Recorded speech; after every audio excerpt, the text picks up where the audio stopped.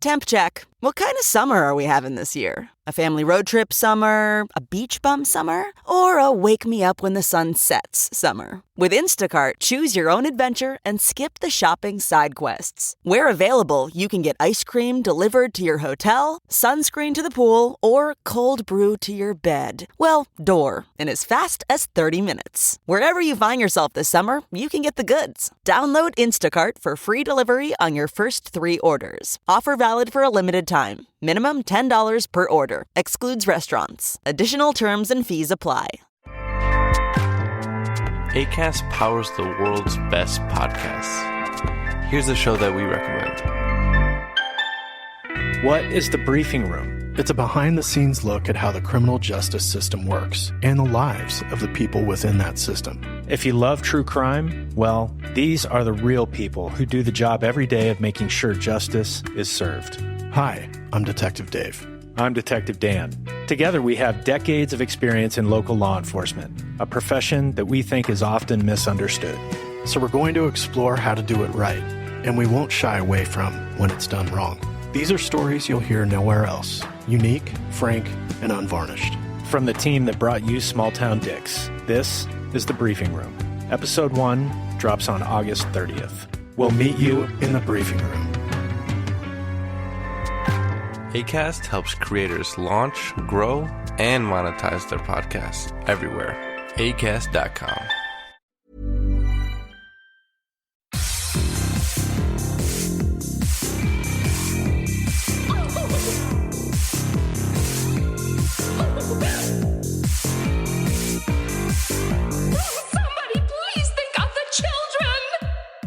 And welcome back to Little Cuts, our weekly mini-sode where we dig into the things that we've been watching recently. I'm Terry. And I'm Mary Beth. This week we are talking, obviously, our two usuals, a gory found footage film, the sweetest movie that I have ever seen, and a black vampire movie. The sweetest movie you have ever seen. I know. It's not a horror movie, but I have to talk about it. Well, I also have a movie that I really want to talk about that's not horror either. So this works out perfectly. But yay! I want to hear about this gory found footage film. Okay, so this gory found footage film, let me paint you a picture. It's Valentine's Day. Steve and I are in our sweatpants. He just made cheese soup, which is literally just melted cheese with butter, and it's delicious. What kind of cheese? Lots and lots of sharp cheddar. The best kind of cheese, in other words. Yes. So basically, he's like... It's this monstrosity that he makes every couple of years that like sits like a brick in your stomach, but it's so good. So Of course that was our Valentine's Day food. And to pair with it, we decided to watch Frankenstein's Army, which is a 2013 found footage film directed by Richard Raporst. It was one of the production companies is XYZ Films, which I was like, oh, that's kind of cool. It is streaming on Amazon, and basically it's a war movie, kind of. So it takes place during World War II and the end of World War II, and it's a squad of Russian soldiers going to East Germany to locate missing comrades. And so it's like a squadron of soldiers, and there's a guy who's filming it for the great leadership, for the great leaders, so they can have like all of this proof that Russian soldier.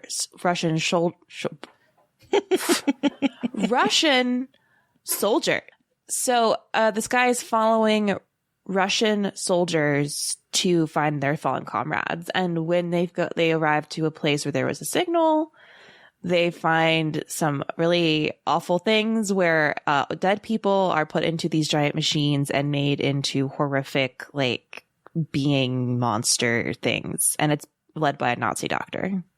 I mean, as one does. As one does. I've seen this poster. I didn't realize it was found footage, but I remember seeing this poster because it's kind of an evocative poster. The guy on the stilts? Mm-hmm. Okay, so this movie is insane and it's dumb, but it's dumb in a great way because it's like, it's the kind of found footage movie that's like, you wanted monsters. Here's the motherfucking monsters. Like, it does not try to like only do like a one like, oh, maybe there's a monster. It's just like full on gore monsters, weirdos. Like the guy on the stilts in the poster is in there walking around. I think he's so cute. Like there's a guy that looks like Pinhead at one point. It's like, the monster design is on point. Like it's so good. And I was worried it was going to be one of those movies that's like monsters, but not really. But this is full on gore monsters. Like maybe one of the goriest found footage movies I've ever seen, because found footage isn't usually gory. No, it's very much like flashing to stuff. So yeah, I'm looking at all these screenshots on IMDb of all these monsters, and it looks wild. It's really good. It's really fun. I think it's really fun. I mean, like it's a monster movie, but it's like it's short. It feels like you're playing Wolfenstein. We were eating dinner while we were watching it, which was a bad call because pretty early on someone gets cut open and their intestines fall out, and like I was mid bite. Nice. So like that was probably not the best decision, but like these monsters are so cool. So that's an Amazon Prime. And I recommend that for any found footage person. It is just gory fun. I'm not saying it's a masterpiece by any means, but again, it looks fun.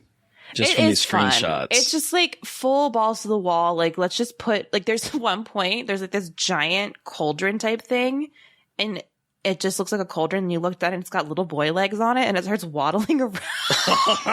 And it's like dark. It's like dark comedy at some points too, because the monsters are so ridiculously constructed that you like kind of laugh at them, because it's like it's a Nazi scientist who is like, I'm just gonna fuck around and see what I can do. Nice. So that's Frankenstein's Army. Very highly recommend that. And then on the complete opposite side of the coin is the sweetest movie I've ever seen. I watched it last night, and it's called Minari. Minari. You've probably heard about it. Everyone in the universe has probably already seen it. Minari is a film coming out this year. A24 did screenings of it, and I bought a ticket for the first time in forever to watch a movie, to watch it online, and it was worth it because Minari is the most beautiful film. It's directed by Lee Isaac Chung, and it's basically his childhood adapted into a film about his Korean American family. Then they moved to an Arkansas farm to create their own version of the American dream. And it's like, I'm going to get emotional just talking about it because it's so sweet and well made. And the cinematography is absolutely gorgeous. The way they film like the woods and the grass around their home. And the family dynamic is so fascinating. And there's a really spicy grandma who is so funny and sweet. And there's this beautiful relationship that develops between her and their youngest son, David, who was played by the cutest boy I've ever seen, who wears cowboy boots the whole movie. And it's just such a tender, beautiful film about wanting to fulfill the American dream, but not from like a white perspective. And this movie is nominated for Best Foreign Language, or is like on the shortlist for Best Foreign Language Film, which is like, I mean, we all know this, but it's an absolute fucking travesty. This is an American movie. Yep. Like, yeah, they speak Korean, but who gives a shit? It all takes place in the U.S. It's all about a man who wants to achieve the American dream and be like the successful white people. Like he wants to avoid having to do a bad job for the rest of his life so he can provide for his family and be free. Like it's an American production. It was filmed in America. It is an American movie. It's not a foreign movie. It's an American movie. It's not I'm like, sorry they speak Korean. Like who gives a shit? Whatever. That's frustrating. But regardless of that bullshit, it like everyone has been saying how good it is. I was like, is it going to be that good? It is. I'm glad to hear it because like I've wanted to see it. I mean, I love Steven Yeun. Like he doesn't miss again. Like he is like everyone in this movie is like they are bringing like more than their A game, and he's incredible. The woman Han Yi-ri who plays the mom, she is a fucking, like, I want more people talking about her as the mom and like her portrayal of what it means to be a mom and like when you don't want to support your husband as much anymore. So, but it's like, it's sad, but it's also very much hopeful, which I love. Like it doesn't it teeters on that edge of wanting to be like, oh, this is so sad, but it's never like, oh, tragedy, oh, trauma. It's more just very realistic and showing like, yeah, there's sadness, but that sadness doesn't lessen the love everyone has for each other, which keeps it feeling like so much more human and like realistic. So yeah, see it, everybody, please. It's so good. I'm like getting emotional just thinking about it. So was that like a one night only type thing for right now? No, they were doing a bunch of online screenings. A24 was doing a bunch of online screenings. I think they are all sold out now, but I'm almost positive I thought it was hitting like VOD sometime in the spring. Okay. But they keep changing like the date. But when it comes out near everyone, it's just beautiful and touching. So I'm glad to hear it, because so it's one of those movies where it's like everyone's been like hyping it up, and I'm always afraid that it's not going to live up to the hype. But it sounds like from a bunch of people, and you included, that like it really is living up to that. So I'm excited. Yeah, it really is. So Minari, awesome. Everybody, please watch it. You'll cry, you'll smile, you'll feel like you're being hugged. As they say in Midsummer, do you feel held by him? And yes, I feel held by Minari. So Terry, I know you watched a horror movie, but you also watched a movie that is not horror, and I'd love to hear about that first, since I talked about Minari. Yes. Oh my gosh. So this weekend, I, on a lark, was like, okay, this movie has Kristen Wiig in it. It has Jamie Dornan in it. Mm-hmm. I'm like, okay, I'll give this one a go, even though it's a $20 rental. I was like, I'll give it a shot. And I knew virtually nothing about it. It's Barb and Star go to Vista Del Mar. And the only thing I knew about it was that it's written by Annie Mumolo and Kristen Wiig, and they both star as Barb and Star. And I all I knew was that they were Midwestern divorcees from like old and like around like the middle age bracket, and they were going to Vista Del Mar for vacation. Hijinks would presumably ensue. What I didn't know is that I was really confused why it opened up on a shot of this little kid that's delivering papers on his bike, with a headset on, and he is just dancing to this music and lip syncing to this music and having a good time as he is throwing papers. And then he walks into a room that takes an elevator down to a secret lab that belongs to a woman named Dr. Lady, who has this plan to destroy Vista Del Mar through genetically modified mosquitoes. What? Yeah. This is as if two old Midwestern middle-aged women walked into the set of an Austin Powers movie. Where Kristen Wiig is playing both Dr. Lady, this evil, nefarious, albino-looking evil doctor who was smeared at one point in her childhood from Vista Del Mar, and so has made these genetically modified mosquitoes that she plans to unleash at their annual celebration and kill everyone on the beach. And she has an assistant played by Jamie Dornan that is absolutely in love with her, and she wants nothing to do with him, but she just sort of drags him along. He ends up befriending and having a threesome at one point with Barb and Star. It's PG-13, so they don't show anything. I feel like this should have been rated R, but but fine. But Jamie Dornan, this is the first time that I've ever seen him with a lot of charisma. I loved him in this role. I think he is having a blast. There's one point where he sings. He goes into a musical number, like a full-on the beach musical number. Everyone is saying that this is the first time I've seen him have like personality and like really like let loose and be funny and like not some like scary stiff man. No. And this movie is a wild ride. I'm telling you, it reminds me of those movies that would come out towards the early 2000s that were like a bunch of SNL alums that would go out and do like either, Zoolander, or they'd do Austin Powers, or they would do, the Dewey Cox, or, something like a little off the beaten path, and like you have to be on a certain wavelength with this, because I think a lot of people think this movie is really dumb, but it is absurd in a degree to which someone who doesn't really laugh by himself, I like to laugh if I'm at a movie in movie theaters, but I like don't if I'm laugh. if I'm by myself and I'm watching a movie, I will be like, oh, that's pretty funny, but I won't laugh. But this movie had me cackling. I loved it so much. I definitely think for me, it was worth a $20 rental. Hell yeah. Loved it. I'm so excited. Okay, I'm so excited to watch this movie. I've heard so many good things about it. And after watching Minari last night, I was like, I should probably watch more uplifting things. I didn't realize how much I needed Minari and not watching death all the time. So maybe Barb and Star Go to Del Mar will be one of my next viewings, because it looks so dumb and fun. It is so dumb. I love it. But it is so much but fun. Like, that's what we deserve right now. Yes, this is the movie that I needed right now. Yes.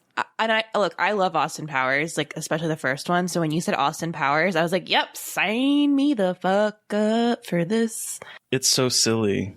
Hell yeah. Oh, I'm so glad to hear it. But like transitioning in a completely different direction, I also watched Ganja and Hess finally. Ooh. Oh my.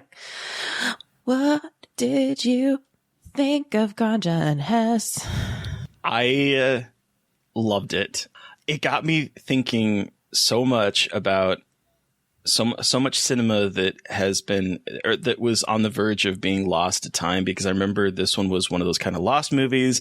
And then all of a sudden, like it's showing up with like a restoration in the early 2000s, and people have like rediscovered it after it came out in 73. So after so many years are rediscovering it. And boy, did I love what this movie was selling. It's right. I mean, it's basically like it's a story of this, this doctor who gets stabbed with this.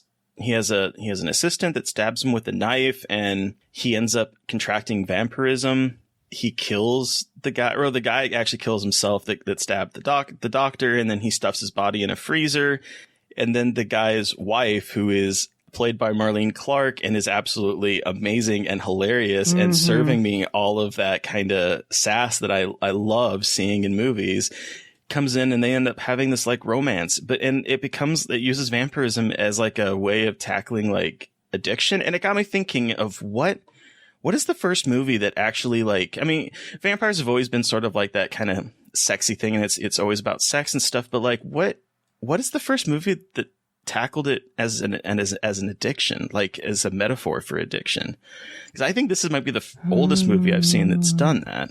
I'm thinking you might be right, actually, because I'm doing research for something, and a lot of my research is looking at addiction and vampirism, and that really, it made a huge rise during the 80s because of the AIDS epidemic and heroin.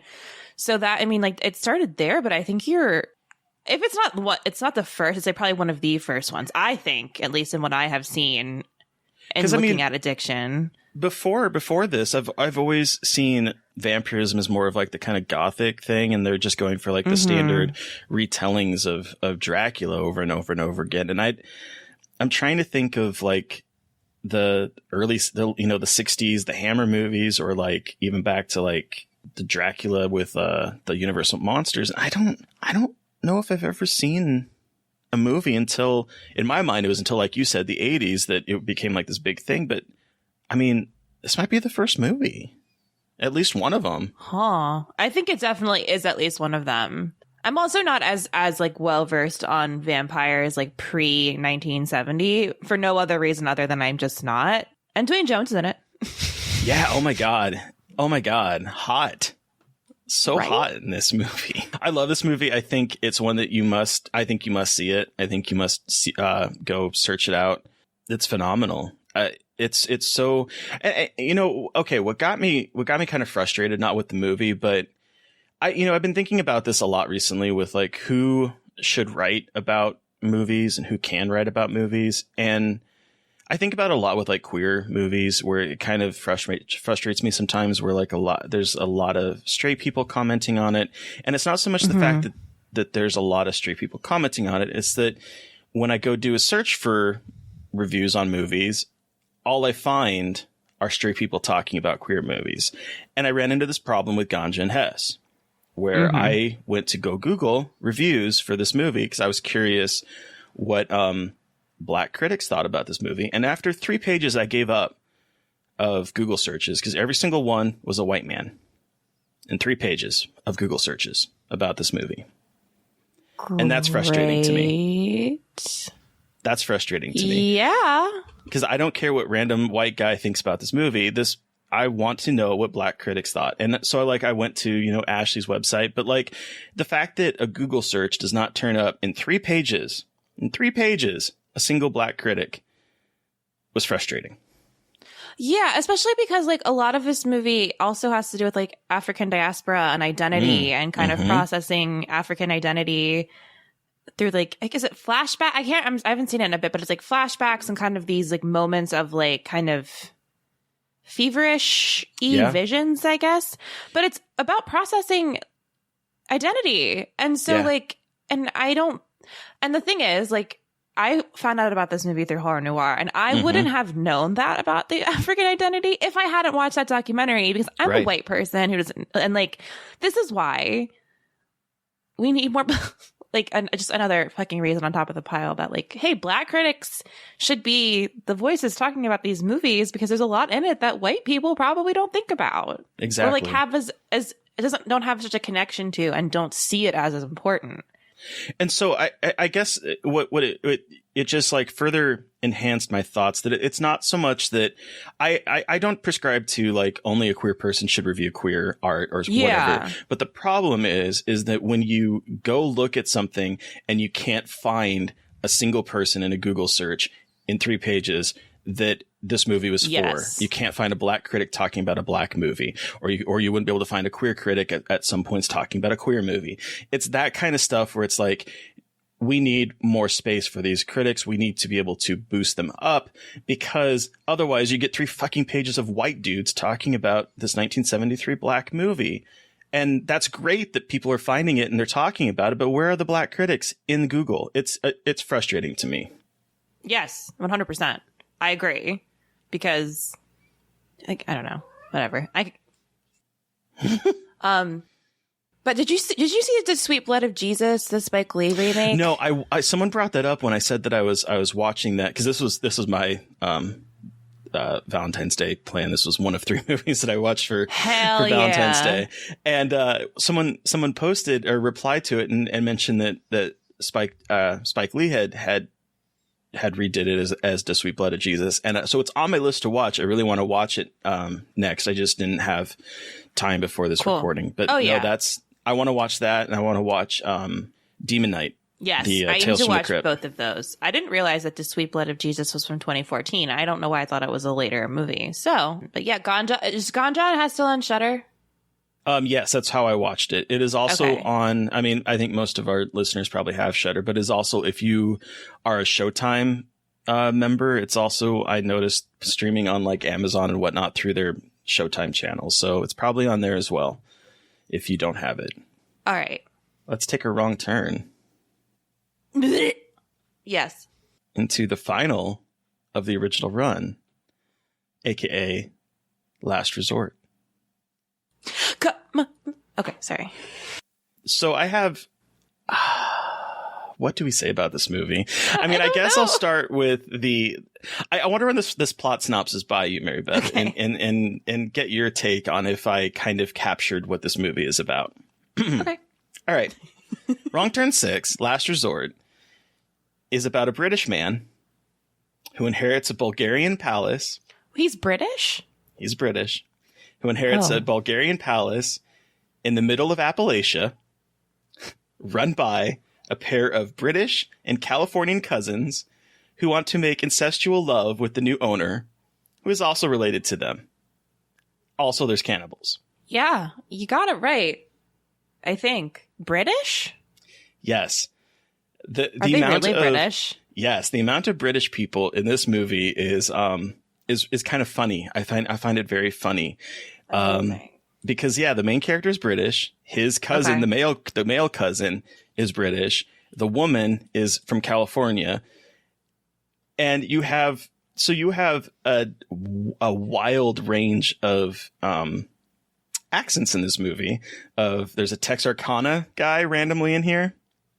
There are people from California. There's British, and then there's the Bulgarians playing the cannibals.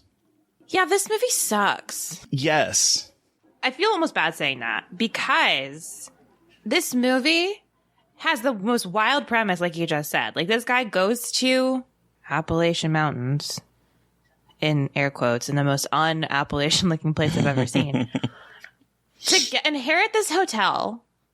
And he finds out that he is like the target for like a sex thing with all these cannibals, like this incestuous family. And it all revealed like relatively well. And it's like, holy shit, but it's so boring. It's so boring. No movie like this should be boring. I'm almost impressed with how boring they made this movie. Like, it's almost an accomplishment. It really is. Like, would you look at what is happening in this movie, and when you get text from Mary Beth, if you're lucky enough to get text from Mary Beth, it's like talking about wait, you think this should be a movie that is exciting because it is about so many taboo sexual things. It's a very horny movie. I think this one has the most sex of any of the Wrong Turns, impressively. Like, hats off to you. It ends mid sex scene. Who between does a man that? and his cousin. Who doesn't have a leg? I forgot about that. Oh, Jesus. That's right. And again, that's not to be an ableist thing about her not having a leg. It's more just like she lost the leg, and they made this huge like to do of her coming out in the wheelchair and him like putting her leg in the stirrup and making it look like, oh my God, look, he's moving her stump. And it's like, it's just like very bizarre. That's the only reason I bring it up, is because they made it so obvious that she was now had a disability. Yeah.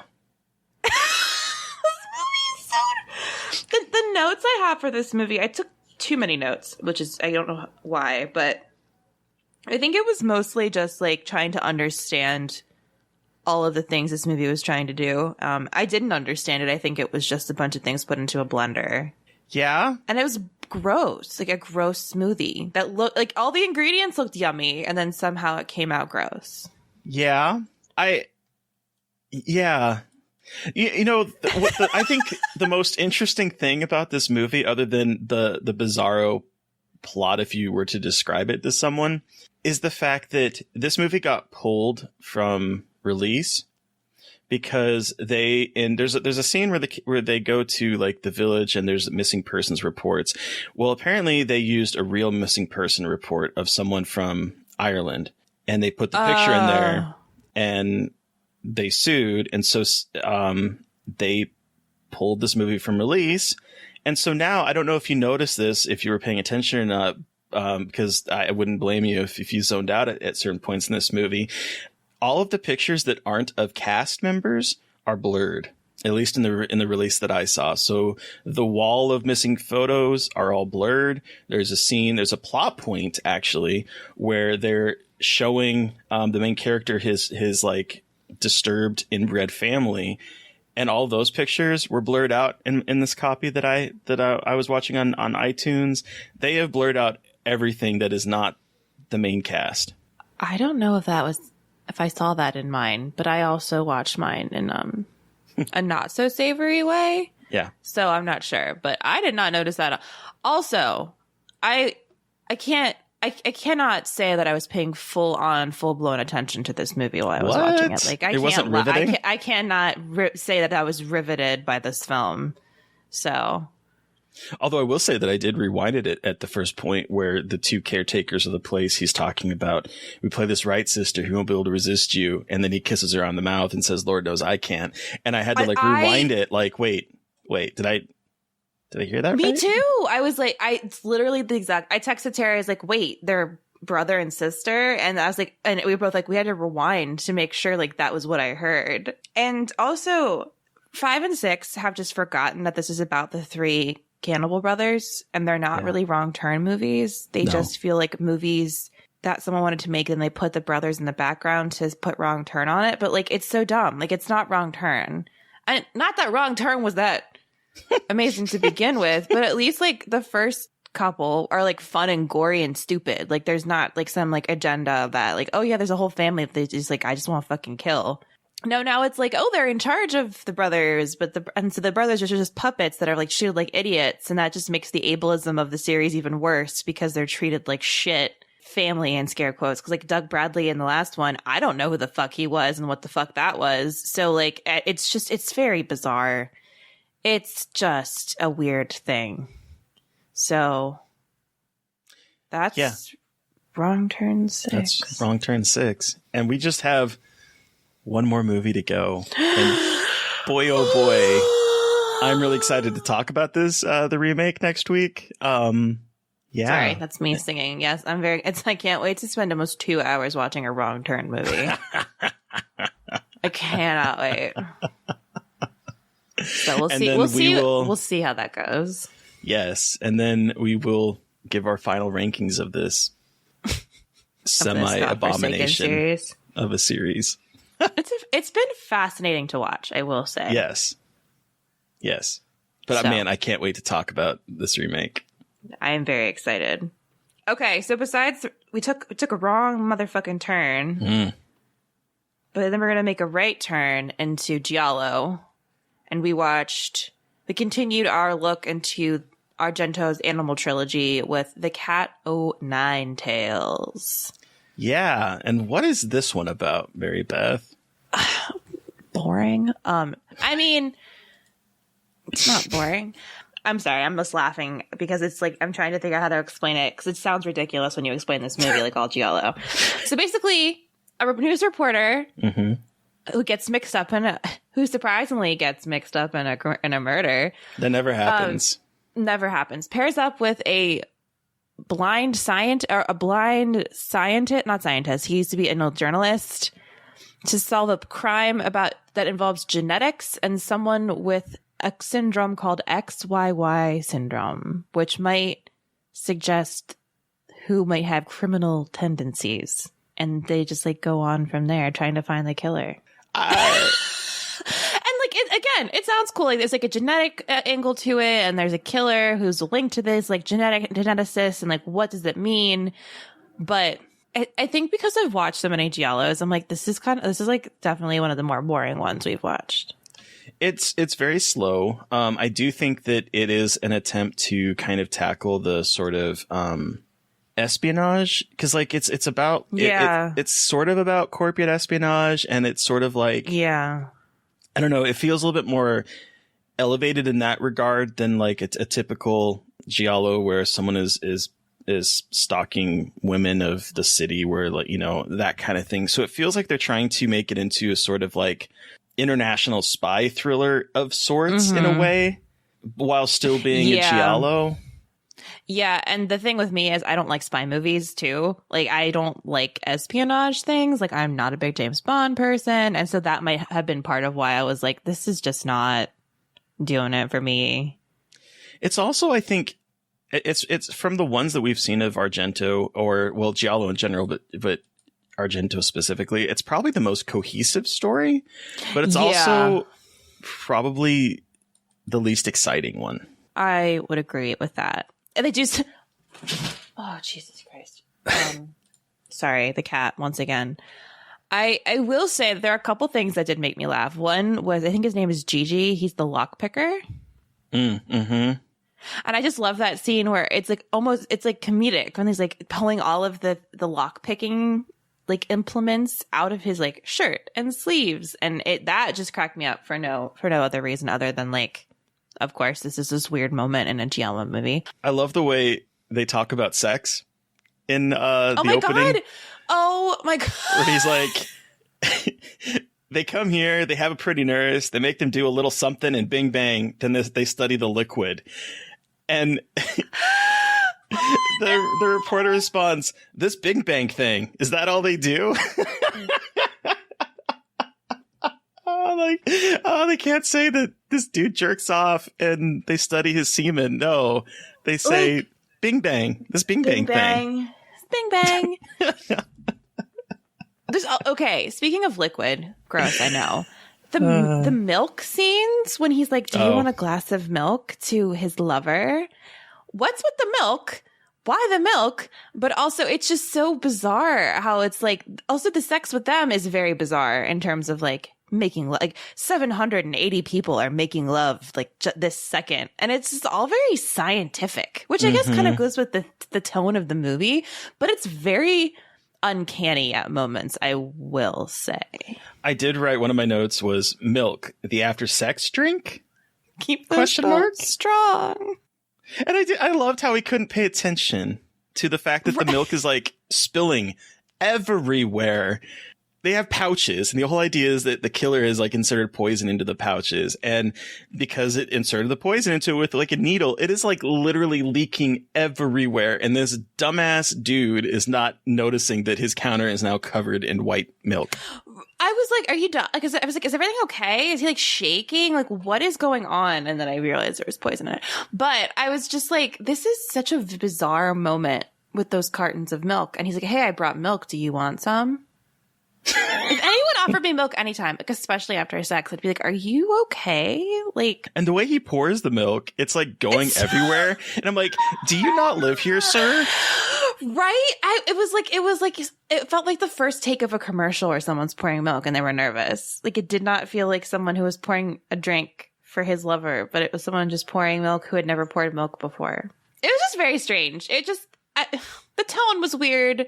I think like you said, the espionage angle is interesting. Not for me, but it's interesting. And it was kind of cool, like this XYY syndrome thing, but also making criminality a syndrome. Well, that was one of those things that was ripped from like the headlines at that time, because there were studies in like the late 60s where they had done some testing in a prison cell and found out that a huge percentage of the prisoners had this chromosomal abnormality. And so it became like this whole thing where people thought that was a way that you could tell if someone was deviant. Yay, the 60s and 70s.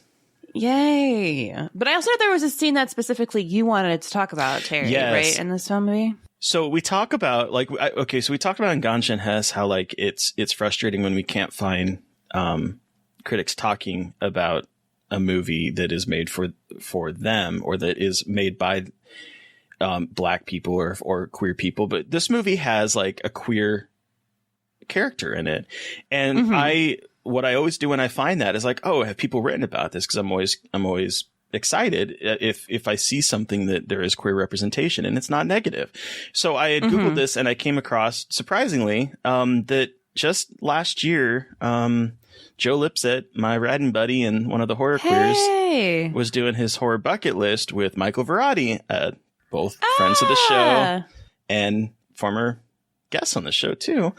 And they were talking about the queer angle to this, because there is a moment where the detective goes to a gay bar called the St. Peter's Club.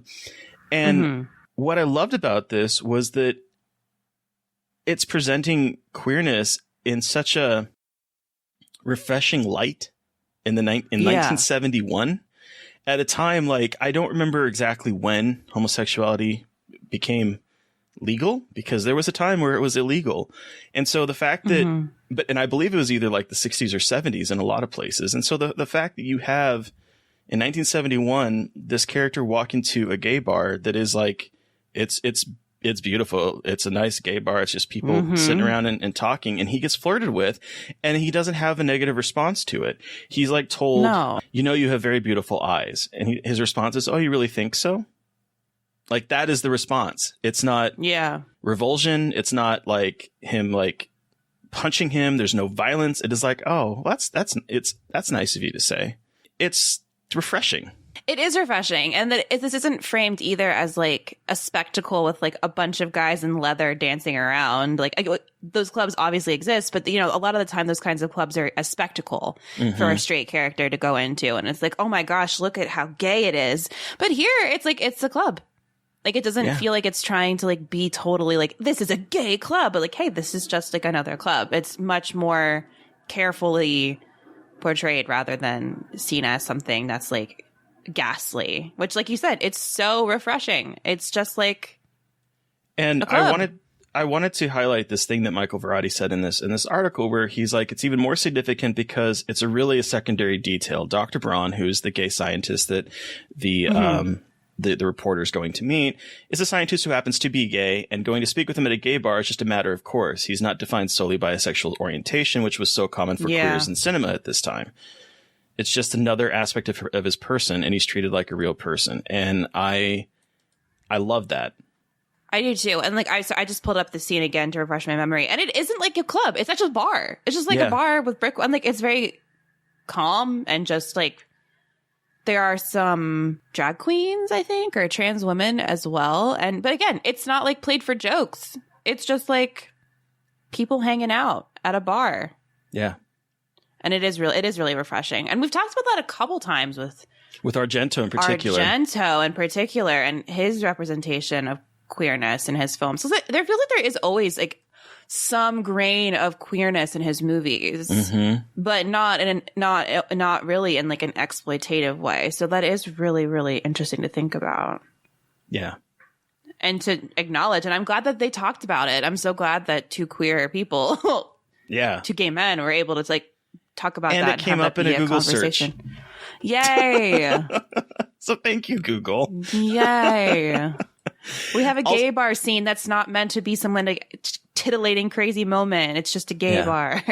Plus, also James Franciscus plays the main character, and we've talked about a movie that he's been in. We talked about him in Beneath the Planet of the Apes. He was the main character in that. No shit. Yeah. Huh. Wow. Yeah. Wow. Small world. Small genre world. So that's what we have been watching and enjoying this week. But before we wrap it up, Terry, who are we talking to on Monday? So on Monday, we are talking with Jordan Graham, the writer, director, editor, producer, cinematographer. He has a list of things that he did for this film that's like a mile long. But the director and writer mostly of Seder. So that movie is currently playing, and we recommend you watching it before you find out the what the fuckery of the backstory. Yes, you've probably seen me tweeting up a storm about this movie. It's so fucking good. Please give it a watch before you listen to the interview. It's beautiful. It's weird. It's like an A24 movie, but better. If you liked Hereditary, you will probably enjoy this movie. I get some Hereditary vibes, and that's not to be like, oh, this is like the next Hereditary. It just has similar kind of vibes to it. So if you are at all interested in that, this is much slower than Hereditary, but I think it's worth it. And we're talking about Terminator 2. Oh my God, guys. It's so fun. Terminator 2. Oh my gosh. It is we always say it's a good conversation. We're never going to be like, is this a shitty conversation? Can you imagine? Fuck this episode. Monday, don't listen to it.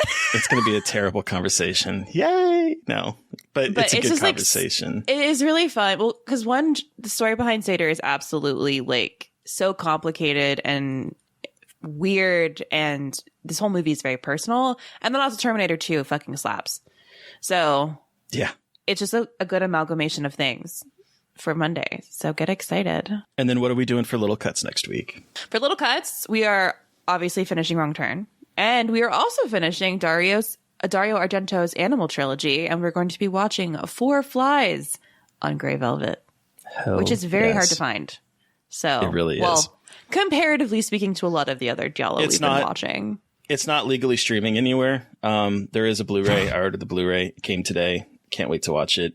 It's not an easier place to watch, but we felt like we've already watched the first 2. We might as well finish the trilogy. Yeah, I watched the first 2 seconds to make sure I had the right version, and it's just someone playing the drums, throwing drumsticks around. So I'm excited for whatever we have in store for us with this one. So yes, that is the plan for next week's Little Cuts. But everyone, you have heard from us, but we want to hear from you. Have you watched any of the things that we've talked about and have some thoughts you want to share? Do you have anything that you want us to talk about? Send us an email at scarredforlifepodcast@gmail.com or reach out to us directly on Twitter. I am at MB McAndrews. And I'm at Gaily Dreadful. And if you've gotten this far in the podcast and haven't followed at Scarred Podcast on Twitter, then what are you doing with your life? What are you even doing? Please don't forget to review, rate, and subscribe. We did get a new review, and it was really nice to see, so thank you. I thank you so much. I also just like changed it up on you, Terry. I didn't mean to throw you off. You did. I was like, wait. Getting How do spicy. I respond? Anyway, thank you to Eric Power for our artwork. Thank you to Sean Keller for our music. Thank you everyone for listening. Stay safe out there. Please, especially our friends in Texas, please stay safe out there and try to stay creepy. I'm sorry. I keep changing it. You do. And until next time. Bye. Bye. Won't somebody please think of the children?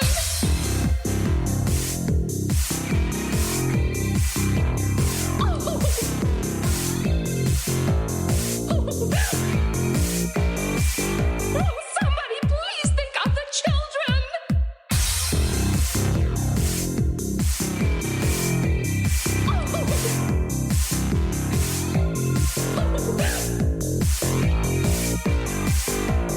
Somebody please think of the children!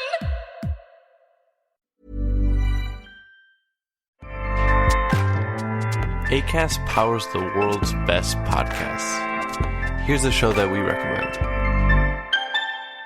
What is The Briefing Room? It's a behind-the-scenes look at how the criminal justice system works and the lives of the people within that system. If you love true crime, well, these are the real people who do the job every day of making sure justice is served. Hi, I'm Detective Dave. I'm Detective Dan. Together, we have decades of experience in local law enforcement, a profession that we think is often misunderstood. So we're going to explore how to do it right, and we won't shy away from when it's done wrong. These are stories you'll hear nowhere else. Unique, frank, and unvarnished. From the team that brought you Small Town Dicks, this is The Briefing Room. Episode 1 drops on August 30th. We'll meet you in the briefing room. Acast helps creators launch, grow, and monetize their podcasts everywhere. Acast.com.